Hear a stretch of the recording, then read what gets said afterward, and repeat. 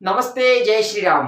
देखिए सर, इस दुनिया में कुछ लोग ऐसे होते हैं जो हमेशा सही रास्ते पे चलते हैं, सब कुछ अच्छे कर्म करते हैं, जीवन भर अच्छी आदतें अपनाते हैं, सब कुछ सही तरीके से जीवन जीते हैं, परंतु फिर भी जीवन में उनके सामने ढेर सारी परेशानियां आती है। ऐसे बहुत से लोग हैं साहब, जिन्हें अगर मैं बदकिस्मत कहूँ ना, तो शायद मैं गलत नहीं हूँ। उनका कुछ भी ठिकाना नहीं होता साहब। न तो उनके पास जॉब होती है, न ज्यादा पैसा होता है, न करियर में कोई बड़ा होता है, ठीक है, न कोई अच्छी नौकरी होती है। यहाँ तक कि बेरोजगारी की हालत होती है। और कई कई बार तो ऐसे लोग होते हैं कि 35-40 साल की उम्र तक हो जाती है और उन्हें अपने जीवन का कहीं से कोई अस्तित्व नजर ही नहीं आता।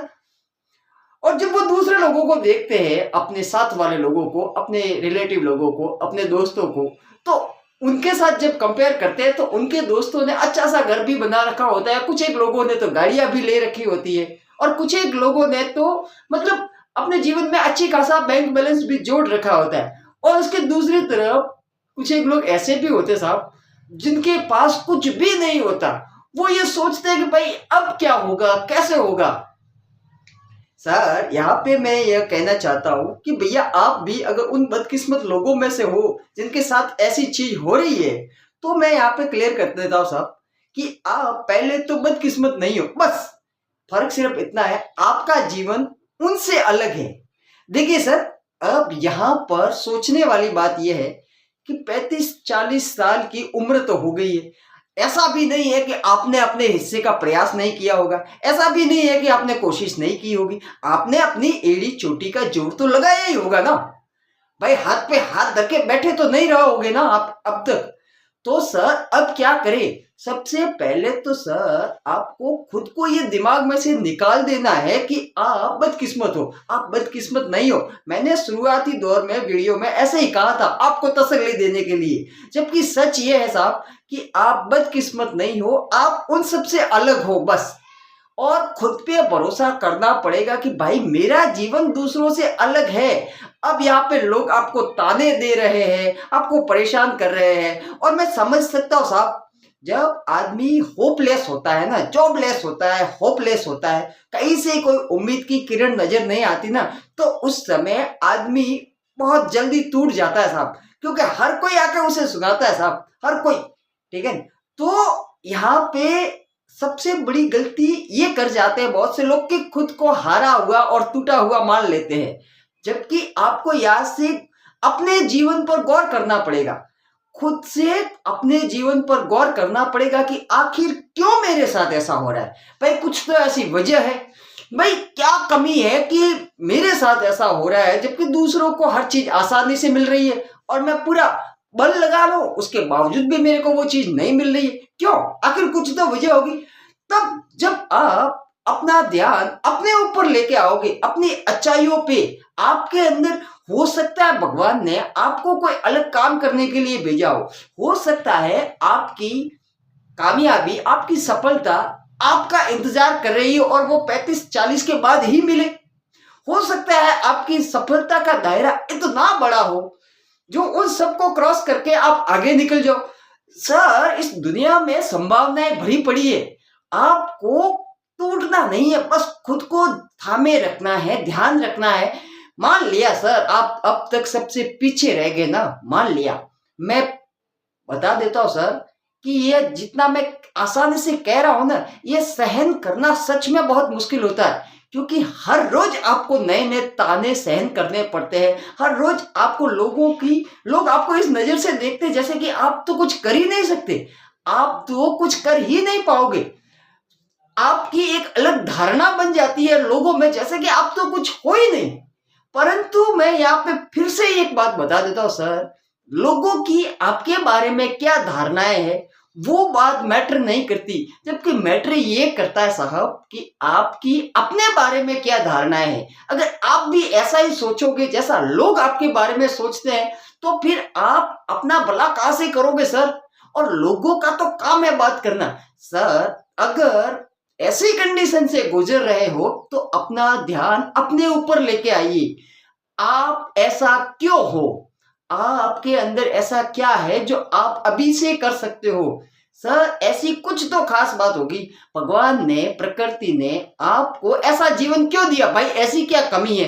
पहले तो आप वो देखिए, अगर कोई कमी नजर आती है तो कोशिश कीजिए उसे ठीक करें, और अगर कमी कुछ ऐसी है जो ठीक नहीं हो सकती तो उस कमी के साथ जीना सीखिए, और उस कमी को किस तरह से हैंडल करना है यह आपको खुद से सोचना पड़ेगा सर।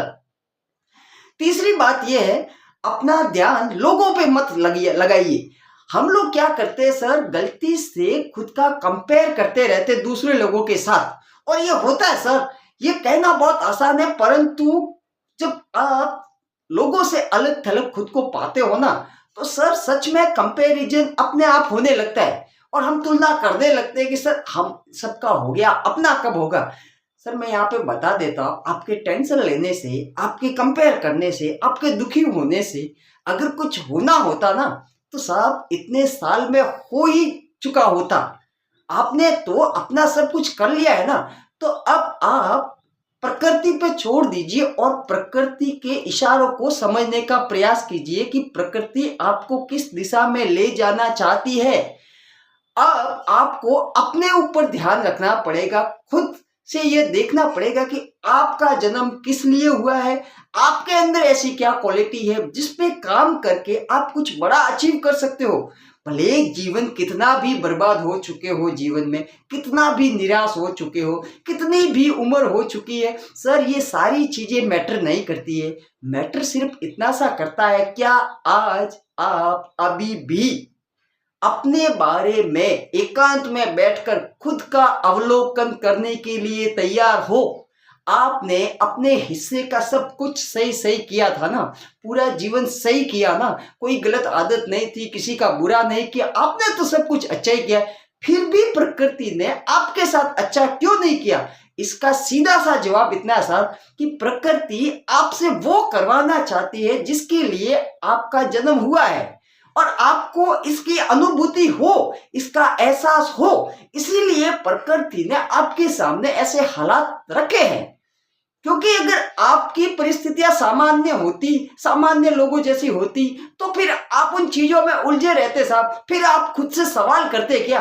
परंतु ऐसा नहीं है, बिल्कुल इसका उल्टा है। इसलिए प्रकृति ये चाहती है कि आप खुद का मूल्यांकन करो, आप खुद को टटोलो, आप खुद के अंदर से निकालना पड़ेगा कि आप ऐसी क्या चीज कर सकते हो जो अभी से आपको करनी चाहिए।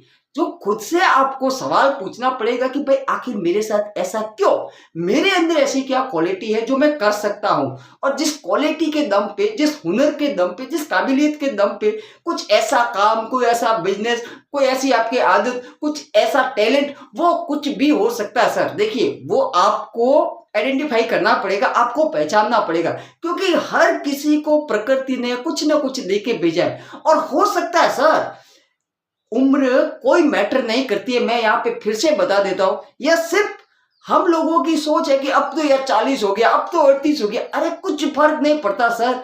इस दुनिया में बहुत से ऐसे लोग हुए हैं जिन्होंने 40, 50, 60 के बाद अपने करियर को ऊंचाइयों तक पहुंचाया है। तो सबसे पहले शांत रहिए, निश्चिंत रहिए और खुद के साथ खड़े रहिए। खुद की जो भी कंडीशन है ना उसे स्वीकार कीजिए सर, और खुद से सवाल कीजिए कि भैया अब कैसे निकला जाए, अब क्या रास्ता है। कहीं से कोई उम्मीद नजर नहीं आ रही है ना, तो बाहर की तरफ झांकना छोड़िए। हम लोग क्या करते हैं, इधर उधर बाहर की दुनिया में झांकते हैं कि क्या करूं क्या करूं। सर बाहर झांकने के साथ साथ अपने अंदर झांकिए, खुद से सवाल कीजिए कि मैं किस काम के लिए बना हूं, मैं क्या कर सकता हूं।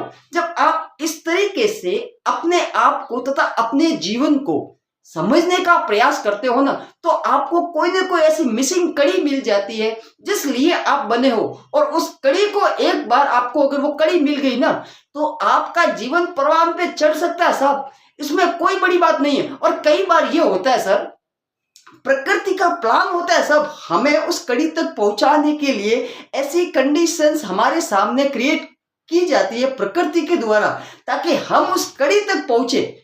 प्रकृति हमारा भला ही चाहती है, ईश्वर हमारा भला ही चाहता है। ऐसा नहीं है कि भैया ईश्वर आपका बुरा चाहता है, भैया बुरा बुरा कुछ नहीं चाहता है। ईश्वर का ये प्लान है कि आप जिस काम के लिए पैदा हुए हो उस काम तक आप पहुंचो। इसलिए आपको दुनिया भर की ऐसी परिस्थितियां, खराब हालात आपके सामने लाकर रख देते कि आप इन छोटे मोटे चीजों में उलझो नहीं।